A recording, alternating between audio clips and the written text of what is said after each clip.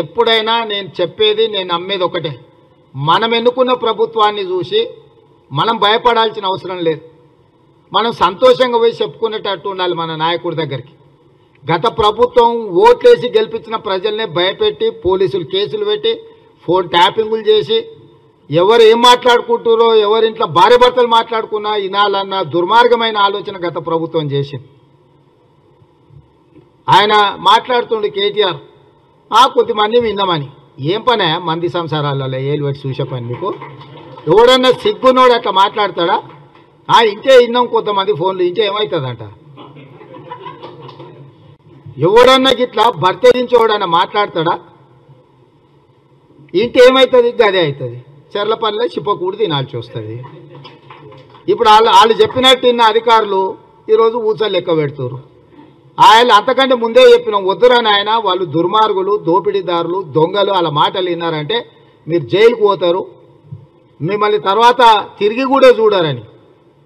ఇవాళ కేసులలో ఇరుక్కున్న వాళ్ళని అయ్యో పాపం అని కూడా అంటలేరు వాళ్ళు.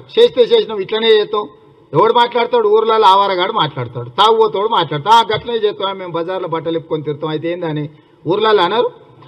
ఎవడంటాడు? తాగుపోతాడు తిరిగిపోతాడు అంటాడు. గట్ల మేము ఇట్లనే ఉంటాం. ఊర్లో ఎవరైనా పెద్ద మంచి పిలిచారా, ఇది మంచిది కాదురా నాయన, పద్ధతి మార్చుకో అంటే మేము ఇట్లనే ఉంటామా?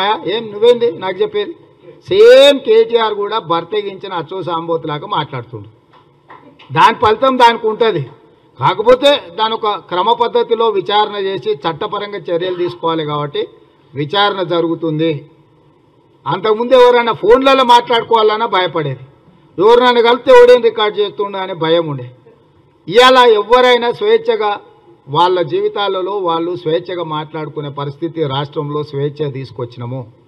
ఇవాళ ఏదున్నా సచివాలయానికి వెళ్ళి మనం చెప్పుకునే పరిస్థితి ఉంది. అందుకే ఇవాళ నిన్న ఎమ్మెల్సీ ఎన్నికలు జరిగినాయి.